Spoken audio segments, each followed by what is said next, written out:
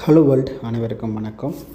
ஒரு இன்ட்ரெஸ்டிங்கான ஒரு விஷயத்தை வந்து நான் சொல்ல போகிறேன். எப்பயுமே வந்து இந்த டீச்சர் அண்ட் ஸ்டூடெண்ட்ஸ்க்கான டிஸ்கஷன் அண்ட் கான்வர்சேஷன்ஸ் எல்லாமே ரொம்ப இன்ட்ரெஸ்டிங்காக இருக்கும். அப்படி ஒரு இன்சிடெண்ட் எப்படின்னா, டூரிங் ஒரு மேத்தமேட்டிக்ஸ் கிளாஸ் டைமில் வந்து ஒரு கொலம்பியா யூனிவர்சிட்டியில் ஒரு பையன் வந்து கவனிச்சிட்டு இருக்கும்போது தூங்கிடுறான். சடனாக அவர் வந்து எழுந்து பார்க்கும்போது வந்து பார்த்திங்கன்னா, அந்த கிளாஸ் வந்து முடிஞ்சிருது.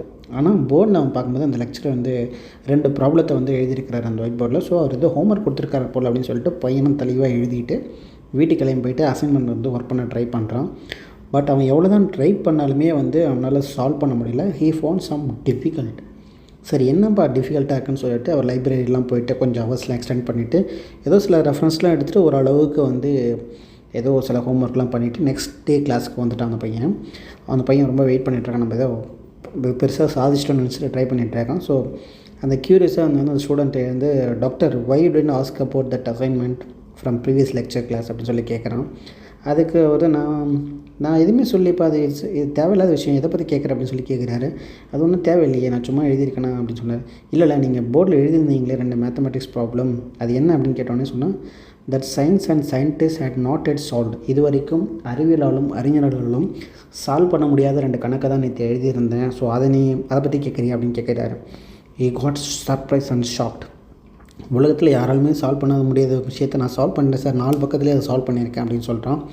அது வந்து எப்படி சொல்லி காமின்னு சொல்லிட்டு அது எல்லாத்தையும் வெரிஃபை பண்ணி பார்க்குறாங்க.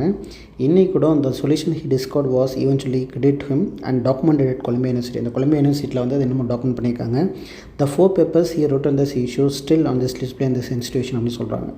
இதில் என்ன நம்ம தெரிஞ்சுக்க வேண்டிய விஷயம் அப்படின்னா, the key reason the student was able to solve the problem is he didn't hear about lecture say no one has found solution. அவன் தூங்கிட்டதால் இந்த 2 கணக்குகளையும் அறிவியலாளர்களும் சால்வ் பண்ண முடியல அப்படின்ற விஷயத்தை அவன் காதால் கேட்கலையான்னு அந்த பையன் தூங்கிட்டான்.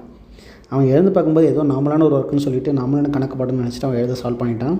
ஸோ இதுலேருந்து நாம் தெரிஞ்சிக்க வேண்டியதுன்னா, எப்பயுமே நீங்கள் உங்களை நம்பி நீங்களே ட்ரை பண்ணி பார்த்தீங்கன்னா உங்களுக்கான ஒரு ஆன்சர்ஸோ இல்லை சொல்யூஷனோ கிடைக்கிறதுக்கு வாய்ப்பு இருக்குது.